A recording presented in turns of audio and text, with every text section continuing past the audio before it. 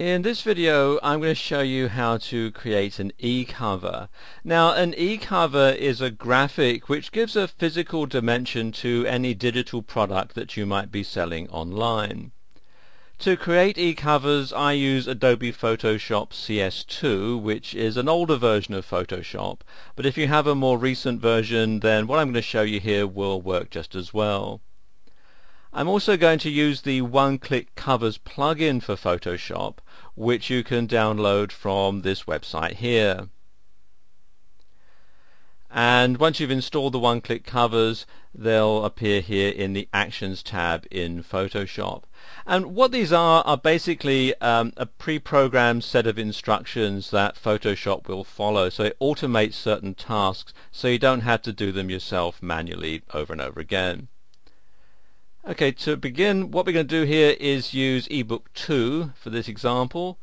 So the first thing to do is select the start line here and then press on the play button, which you'll find down at the bottom here. So press on play and you see this opens up the basic e-cover shape.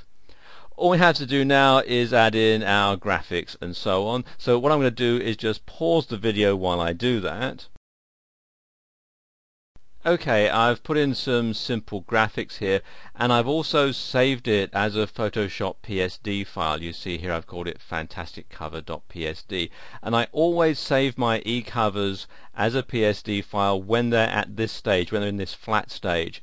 And the reason that I do this is because later on when they've been put into the ebook format, which you'll see a bit later, if there's anything that I don't like about it or I need to go back and make any changes, then it's much easier to do it at this stage. So this is why I always save it as a PSD file at this stage. Okay, the next thing to do is come down here to compile and click on play.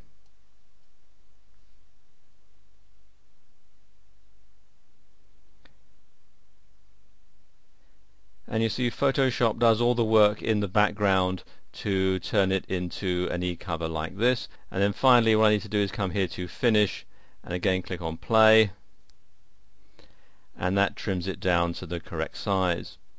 Now I need to save it so that I can incorporate it into my web page, and for this I'm going to use the Save for Web function. So come here to File, Save for Web, and this enables you to save it in all sorts of different formats. You can save it as a JPEG or a PNG file and some others as well, and there are also some presets that you'll find here. And also, if I move this up a little bit, if I click on this icon at the bottom here, I can preview it in my default web browser, so I'll see what it looks like when it's actually on my website. And there we go, that doesn't look too bad, so I'll now go ahead and shut this window and save it to my hard drive.